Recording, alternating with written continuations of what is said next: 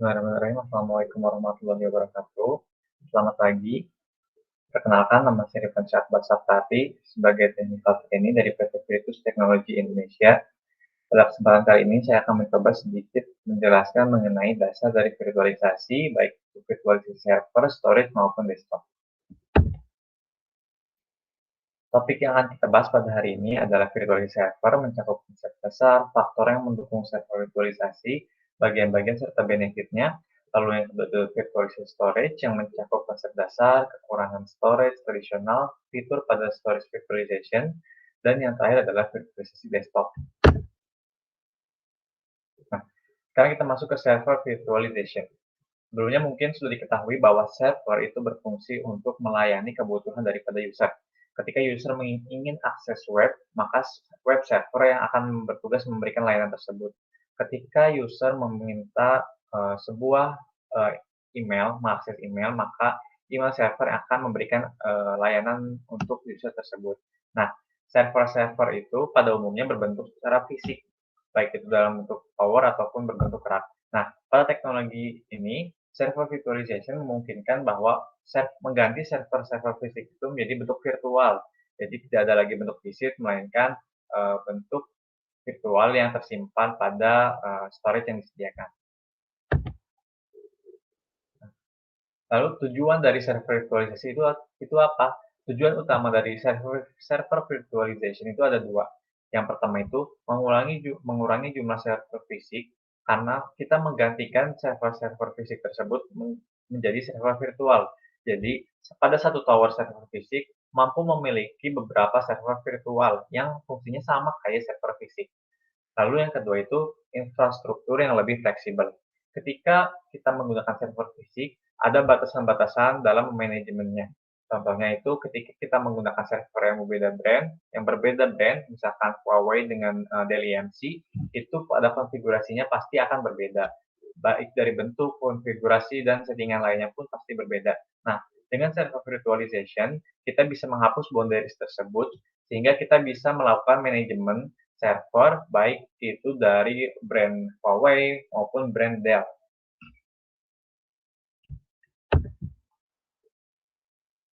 Nah, sebenarnya mengapa kita butuh virtualisasi server? Faktor apa saja sih yang mendorong kemajuan dari server virtualization ini? Nah, di sini saya mengambil 4 faktor. Yang pertama adalah tidak optimal atau unutilized.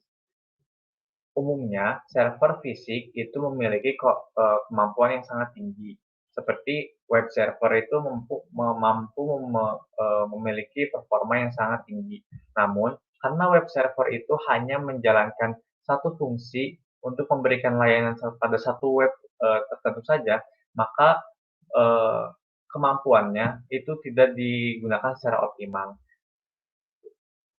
Bisa jadi satu server itu, satu web server atau satu mail server hanya melakukan 20% dari kapasitas sesungguhnya, sehingga ini menjadi tidak efisien. Oleh karena itu, kita membutuhkan virtualized server, sehingga pada satu perangkat fisik tersebut mampu ditingkatkan lagi optimalisasinya dengan mampu melakukan running beberapa aplikasi, sehingga tingkat efisiensi atau optimalisasi sebuah server fisik itu mampu ditingkatkan menjadi angka 80%. Lalu yang kedua itu kita run out of space for data center. Seperti yang diketahui bahwa server itu memiliki bentuk yang besar, baik itu server tower ataupun server rack itu kita perlu menyiapkan ruangan khusus untuk menyimpan server tersebut. Nah, oleh karena itu, jika kita terus menggunakan server fisik, maka nantinya ruangan-ruangan yang tersedia itu akan penuh, sehingga kita tidak bisa menambahkan lagi server apabila kita membutuhkan penambahan kapasitas. Oleh karena itu, virtualized server hadir untuk menyelesaikan masalah tersebut. Karena virtualized server, seperti namanya virtual, artinya dia tidak berbentuk fisik, sehingga dia tidak membutuhkan ruang khusus untuk menyimpannya. Nah, lalu faktor yang ketiga adalah mahal. Seperti kita tahu, perangkat-perangkat IT memiliki harga yang sangat tinggi, tidak terkecuali oleh server.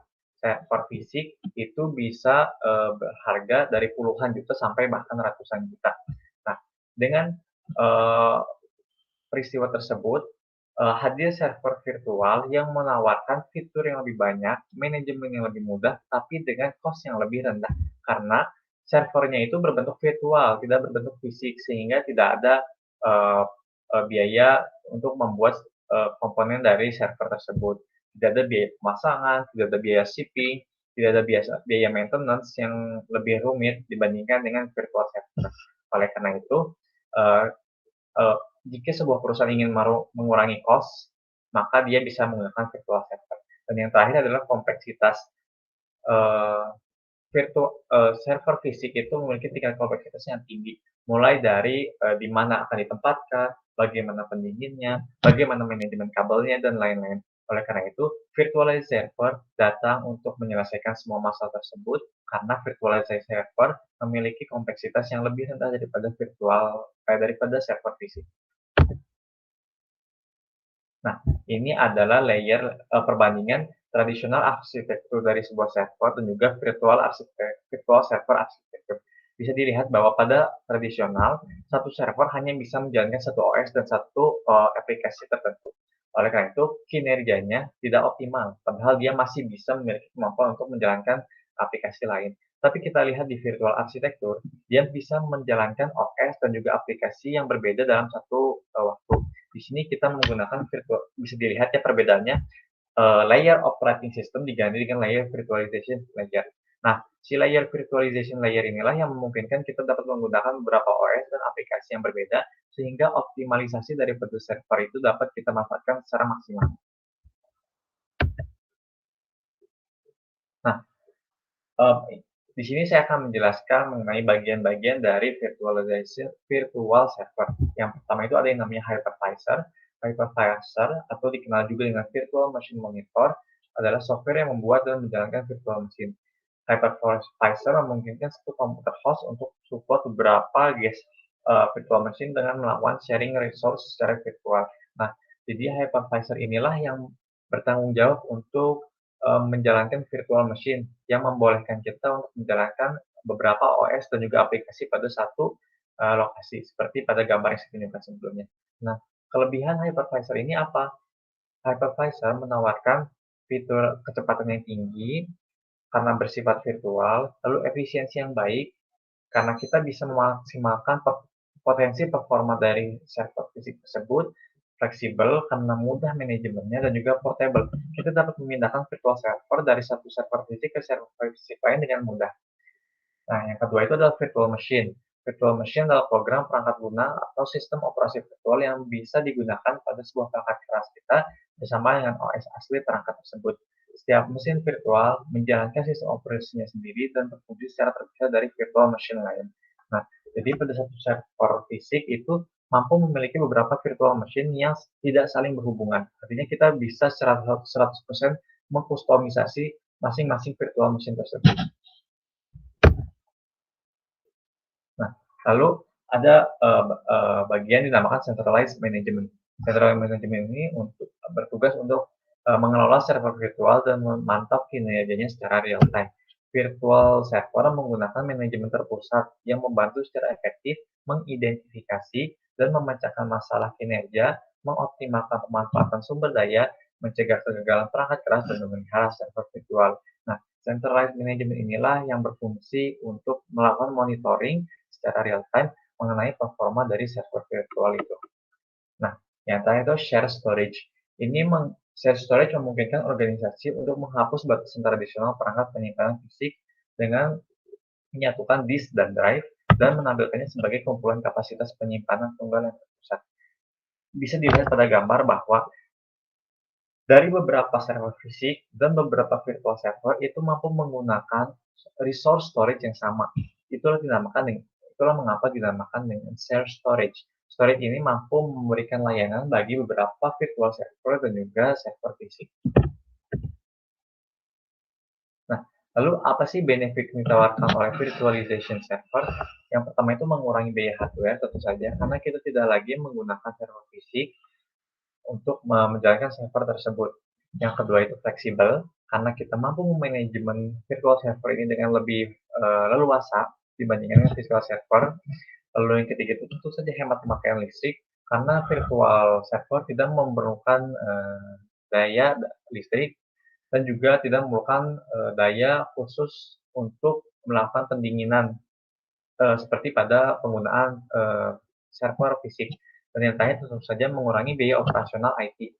Pada server virtual, kita tidak memerlukan biaya untuk pemasangan, shipping, dan juga maintenance, dan juga apabila kerusakan pada server fisik, karena virtual server itu tidak memerlukan itu semua. Lalu kita masuk ke storage virtualization. Sama seperti server virtualization, konsep storage virtualization adalah memvirtualkan atau memayakan dari perangkat fisik storage. Storage virtualization sering disebut software defined storage, yang berarti adalah kumpulan dari physical storage dari beberapa SAN dan mengkonsolidasinya menjadi single virtual storage. Bisa dilihat bahwa di sini ada physical server di beberapa server. Nah, dari virtual server ini, dari jumlah server physical server yang terbatas, mampu memiliki virtual server yang lebih banyak. Artinya kita bisa menggunakan banyak server, tapi dengan physical server yang sedikit, dengan memanfaatkan virtual server. Virtual storage, mohon maaf. Nah, mengapa sih kita beralih ke virtual storage? Karena traditional storage atau physical storage itu memiliki banyak kekurangan. Yang pertama itu terlalu kompleks, karena kita ada kesulitan dalam manajemen storage tersebut, seperti pengkabelan dan menghubungkannya pada jaringan dan lain-lain, lalu dibuat secara eksklusif. Artinya, tiap vendor seperti Huawei, seperti Dell EMC, seperti HP itu memiliki konfigurasi masing-masing yang sulit untuk kita melakukan integrasi. Yang ketiga itu adalah